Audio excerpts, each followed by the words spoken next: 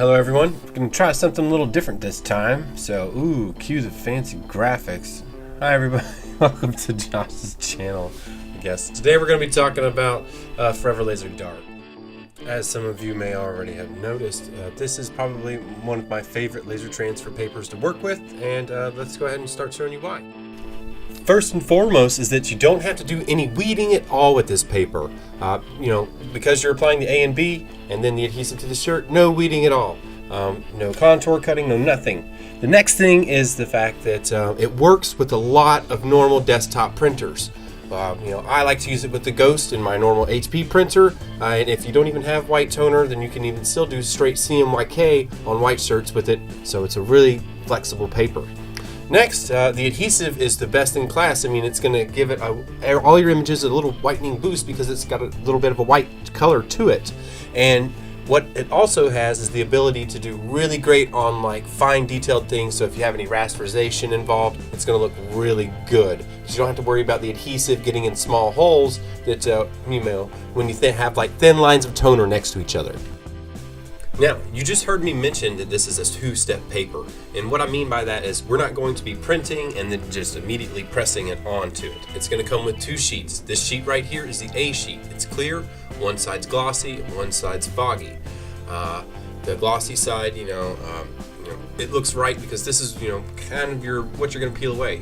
The foggy side here, this is what you're printing on. That fog is actually just a release liner.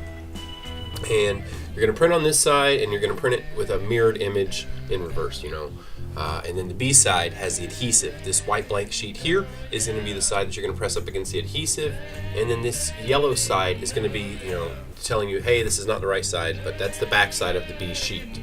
You're going to press these two together for 90 seconds, and the only place that the adhesive is going to transfer over is wherever the toner is. So really nice, no weeding, easy peasy. With the adhesive on the back, now we're ready to press it to the substrate, shirt, or whatever. Here I've got a little silver thing in the middle that's Forever Flex Off. We can talk about that later in another video, but I'm just going to apply it to the shirt 300 degrees for 30 seconds and then going to let it cool down to room temperature. And once it's at room temperature, we're going to peel it off. We're going to hold our shirt very tight and just kind of roll it back nice and slowly. You can start doing it a little bit faster once you get more acquainted with it, but I recommend just keeping a nice steady pace, that way you don't ruin your image. Then the final thing you want to do is apply your finishing press. This is going to push the image nice and firm down into the fabrics and make sure that it lasts much, much longer. It's also going to remove some of the shine from it if you're using the matte page, and then add some gloss if you're using the Forever Gloss pages with it. Having even pressure throughout the entire press is very crucial when it comes to using laser papers like Forever Laser Dart. So that's why I'm using a swing away heat press here. Some of the more lower cost economy clamshell models that you may be able to purchase for a very low price may not be able to provide the even pressure required for these types of papers. So keep that in mind when you're pressing it.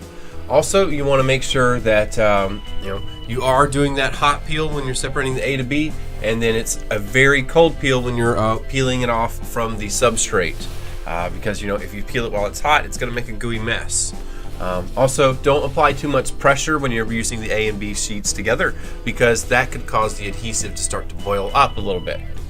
Also, if you've ever find that some of the transfer or toner hasn't made it over to the A sheet, or is stuck on the B sheet, or hasn't transferred over to the substrate, immediately stop what you're doing and then try to flatten out the sheet as best you can back on the substrate, A sheet or B sheet or whatever you're pressing, and then just stop and press it again. And then try your peel from another angle and see how that works. It's a very forgiving paper. So thank you again for watching. I do appreciate the fact that you stopped here and watched this entire video.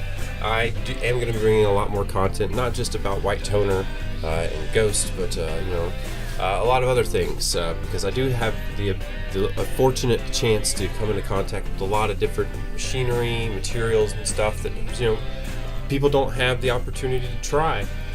So I just want to share I just want to share that with everybody, and I hope everyone enjoys.